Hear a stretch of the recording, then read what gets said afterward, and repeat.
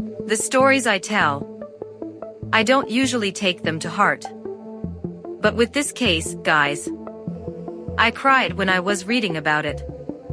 Before you hear this, I just want to warn you that everything in this story is absolute horror. So watch this video at your own risk. Honestly, I don't even know if YouTube will allow this video. But if you are watching it, I guess it passed after all. Sara Sharif was born on January 11, 2013, in England in the county of Berkshire. Her mother's name was Olga, she was originally from Poland. And her father's name was Irfan Sharif, and he was originally from Pakistan.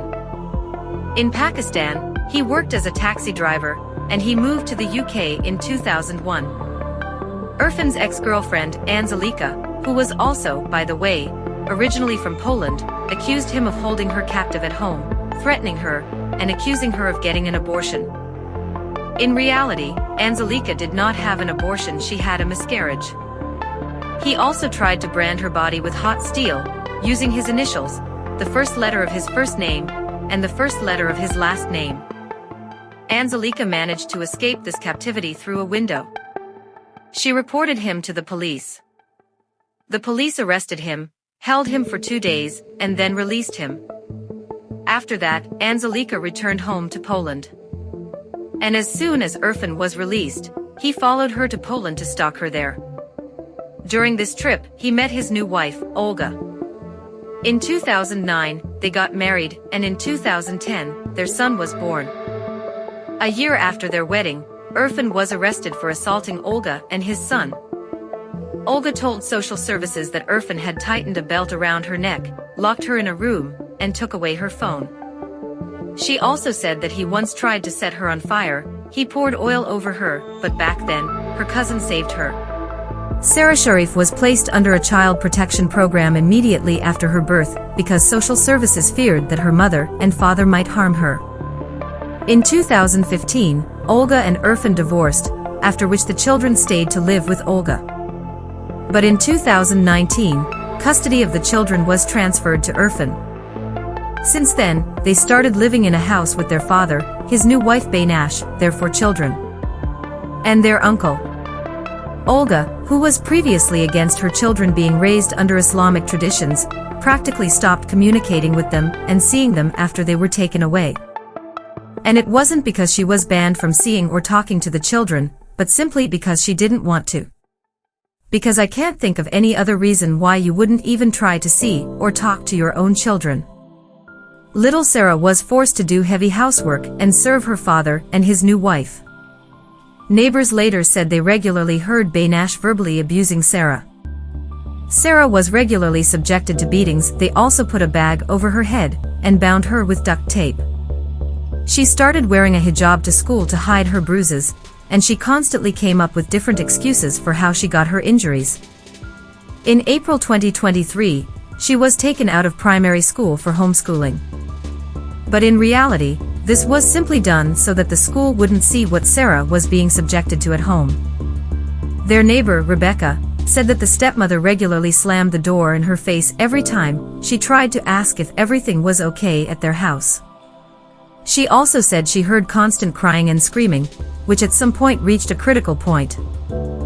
On August 10, 2023, Sara's body was discovered in her home by social services. On the day of Sara's death, her older brother sent a message to his friend saying that his sister had died. The police, of course, immediately started looking for the father, stepmother, and uncle, but by that time, all 3 had left the UK and fled to Pakistan.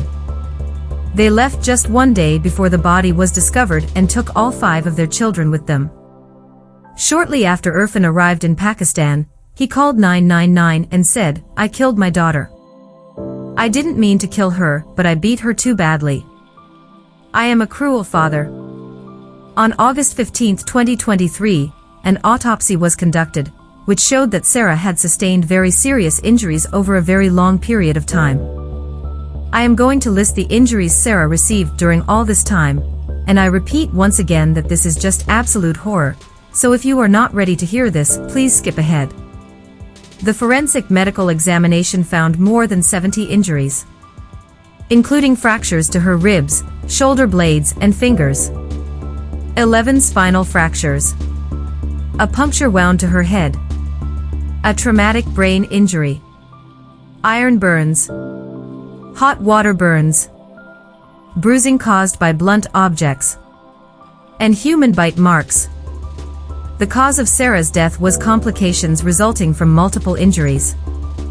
A pediatric radiologist, who provided evidence to the court, stated that Sara sustained neck injuries that are extremely rare, and that most likely, these injuries were caused by manual strangulation with a force that is impossible to inflict with human hands alone, but rather through hanging. Another doctor said she had fractures to her hyoid bone and wrist, both of which were definitely not accidental. Her father, stepmother, and uncle were put on an international wanted list. On September 12, 2023, the police raided Irfan's house in Pakistan, and there they found the 5 children, who were in good condition. There is no extradition treaty between the UK and Pakistan, so the English police directly convinced all 3 of them to return to England and cooperate with the investigation. I don't know what they promised them there. I think maybe that they could avoid responsibility or get shorter sentences. Well, anyway, they eventually convinced them, all 3 agreed, and on September 13th, they all returned to England. As soon as they landed, they were arrested at London's airport on suspicion of murder. By the way, they were arrested right on the plane, and they flew from Pakistan to England in business class on Emirates, which is one of the best airlines in the world. On September 14, 2023, they were charged with murder, as well as causing or allowing the death of a child. In December 2023, there was a plea hearing where all 3 pleaded not guilty. In November 2024, Irfan finally accepted full responsibility for Sara's death. He called himself the worst parent on the planet, and admitted that he was unkind and cruel to Sara. On December 11, 2024, Irfan and his wife Baynash were found guilty of Sara's murder. Malik, the uncle, was found not guilty of murder, but was found guilty of allowing the death of a child. On December 17, 2024, Irfan was sentenced to life imprisonment with a minimum term of 40 years, and Baynash was also sentenced to life imprisonment with a minimum term of 33 years. The judge described their crime as a campaign of abuse where the level of cruelty was almost unimaginable. Malik was sentenced to 16 years in prison. On January 1, 2025, just recently, Irfan was ambushed in his prison cell.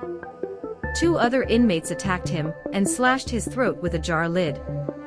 Irfan sustained injuries but survived. I will just say that this story, and probably the story of Junko Furuta, are perhaps the most horrific and brutal stories I have ever heard in the history of my account. In my next video, I will reveal the chilling story about Junko Furuta as well.